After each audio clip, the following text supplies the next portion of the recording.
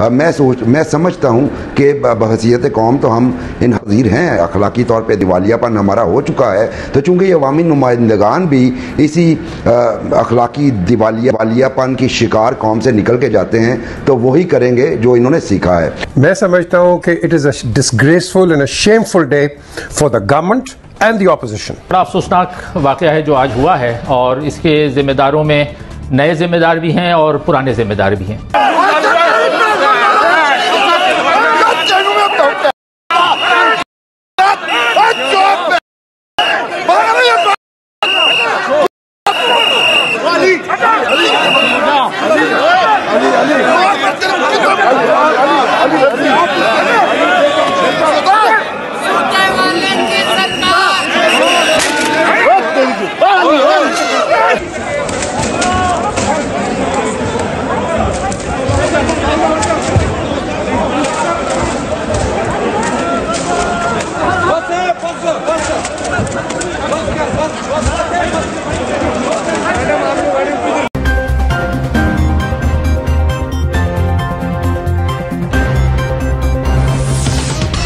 क्या हुकूमत और अपोजिशन की इस महाजराई से ऐवान की इज्जत में इजाफा हो रहा है? जिस ऐवान को चलाना हुकूमत की जिम्मेदारी होती है, क्या वो वहां ऐसे ही शोर मचाती रहेगी, अपोजिशन को उकसाती रहेगी? और क्या अपोजिशन जमातें भी बजट पर संजीदगी से बहस में हिस्सा नहीं लेंगी? देखिए, पहली बात तो ये कि यह बड़ा अफसोसनाक वाक़या है जो आज हुआ है, और इसके जिम्मेदारों में नए जिम्मेदार भी हैं और पुराने जिम्मेदार भी हैं।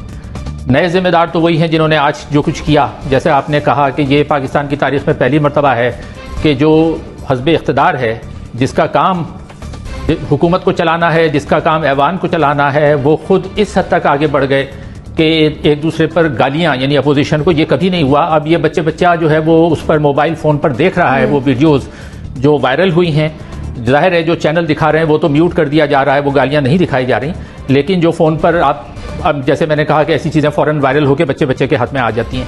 अली नवाज चौहान साहब जो है वो माँ बहन की गालियाँ दे रहे हैं, दूसरे साथी जो हैं वो भी बढ़ बढ़कर गालियाँ दे रहे हैं, बजट की कॉपीज़ फेंकी जा रही हैं। तो ये क्या दिखाया जा रहा है? ये दिखाया ये जा रहा है कि ये लोग, यानी जिसको कहा जाए ना कि इखलाक या तमीज़ से बात करने की सलाहियत से आरी मालूम होते हैं। इसमें यानी सिवाय दुख, अफसोस और दुख के सिवा कुछ और नहीं कहा जा सकता, क्योंकि जो रोल मॉडल होते हैं, आप कहते हैं कि ये 300-350 लोग जो पार्लियामेंट में बैठे हुए हैं, ये अवाम के नुमाइंदे हैं, अवाम के कायदीन हैं, और इनको एक रोल मॉडल होना चाहिए। और रोल मॉडल का होना चाहिए मतलब ये है कि न सिर्फ ये कि वो अच्छे किरदार के हों, बल्कि बाइखलाक गुफ्तगू में अच्छे हों।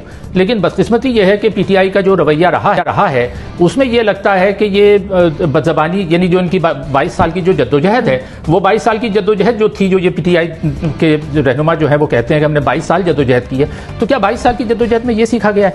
22 साल की जद्दोजहद में ये मुकाबले किए गए हैं? यानी सिर्फ एक या दो की बात नहीं है, और ना ही ये आज की बात है। ये बात लोग पहले इससे बार बार हम इस तरफ निशानदही कर रहे हैं कि खान साहब को अपने लोगों को समझाना चाहिए कि इस तरह की जो बदज़बानी है वो ना की जाए। लेकिन आप न सिर्फ, जैसे मैंने अभी नाम लिया, चौहान साहब हों, गंडापुर साहब हों, इवन फिरदौस आशिका खान तो अब मुक्के चलाने लगी हैं।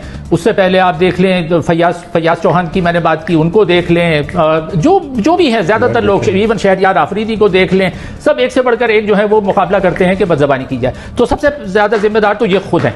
अच्छा, जब मैं पुराने लोगों की जिम्मेदारी की बात करता हूँ तो पुराने लोगों में भी जिम्मेदार हैं, लेकिन हमने ये देखा कि पिछले जो इस हुकूमत से पहले जो कुछ था, देखिए जमहूरियत सीखने में नस्लें लग जाती हैं। जमहूरियत बिल्कुल ऐसा ही है जैसे कि आप कोई भी काम या कोई भी फन सीखना चाहें। जैसे सियासत के बारे में कहा जाता है कि politics is the art of the possible, यानी ये मुमकिनात का खेल होता है। अच्छा, ये जो खेल या फन है ये सीखा जाता है। जिस तरह कोई भी काम सीखने में आपको 2-4-10 साल लगते हैं, इसी तरह जमहूरियत को सीखने में कई नस्लें दरकार होती हैं।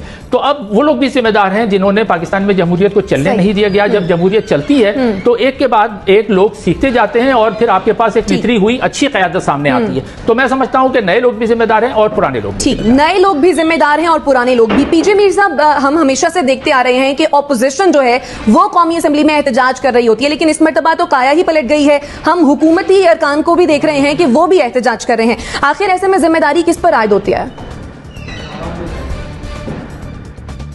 मैं समझता हूं कि it is a disgraceful and a shameful day for the government and the opposition.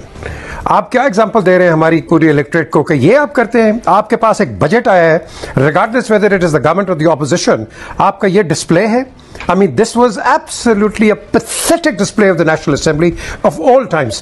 कि आप बजट की कॉपियां फेंक रहे हो, फिर उधर से रिस्पॉन्स आ रहा है, अगर लीडर ऑफ द ऑपोजिशन बात कर रहा है आप उसको चोर चोर कह रहे हो। ओ भाई, this is not a court of law, this is the parliament.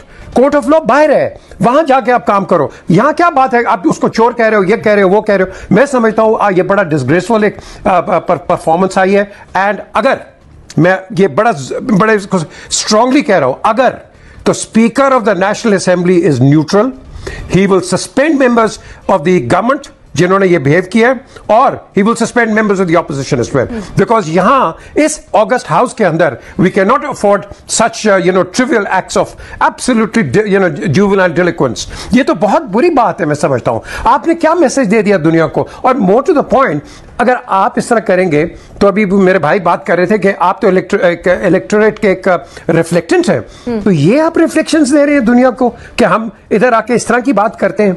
यार ये तो ऐसे लोगों को तो खुदा की कसम असेंबली में नहीं होना चाहिए, बिकॉज यही हम डेली टेलीविजन पे देखते हैं, उस एमएनए ने ये कर दिया, उस एमपीए ने ये कर दिया। आज तो आपके सामने इनके टेम्पर्स आपने देख लिए हैं, और इन्हीं टेम्पर्स के साथ हमने चलने हैं तो फिर पाकिस्तान का अल्लाह ही हाफिज है।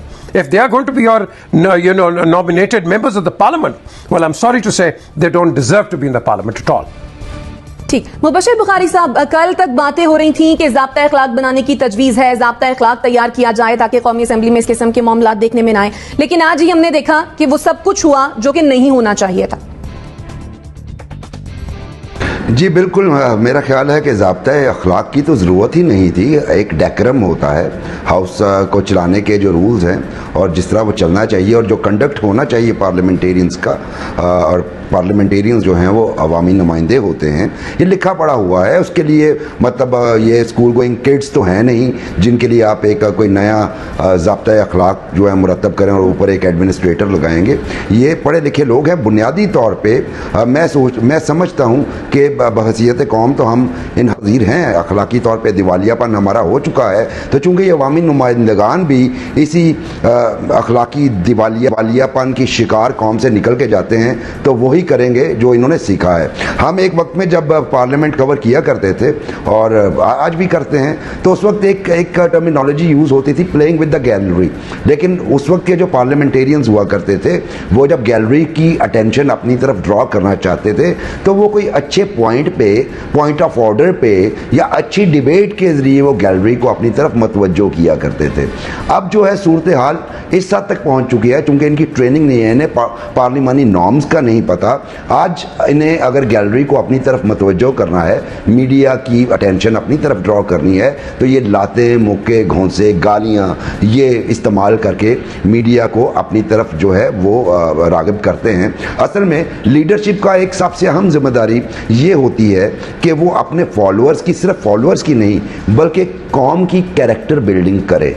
और ये बात बहुत सारी जगहों पे कही भी, लिखी भी, और ख़ुसूसी तौर पे जब इमरान खान साहब कंटेनर्स पे मुक्के लहराया करते थे या फाउल लैंग्वेज का इस्तेमाल किया करते थे या उनके जलसों में ख़वातीन से बदमज़गी या बदतहज़ीबी हुआ करती थी, उस वक्त भी इसी तरह की बात हमने कही कि जी देखिए, एक जो लीडर, क्रिज़मेटिक लीडर जो खान साहब दावा करते हैं होने का, एक क्रिज़मेटिक लीडर की ये ड्यूटी होती है कि वो कौम की कैरेक्टर बिल्डिंग में अपना रोल प्ले करे। अगर कर नहीं सकता तो कम से कम कोई रोल प्ले करे। लेकिन खान साहब का मिजाज कुछ इस तरह का बन चुका है जो कि हमें नजर आता है कि जो जितना एग्रेसिव होगा, जो जितना तहजीब को, जो जितना एग्रेसिव होगा, जो जितना बद तहजीब होगा, खान साहब के उतना करीब होगा। और उसका मुजाहरा आज आपने देख लिया। यानी ये विसल्स जो हैं, ये असम्बली में ले जाना बजाना डेकोरम की खिलाफ वर्जी है, ऐवान के तकद्दुस को पामाल किया गया है। इस तरीके से ये नहीं होना चाहिए था, और जिम्मेदार मेरा ख्याल है दोनों ही।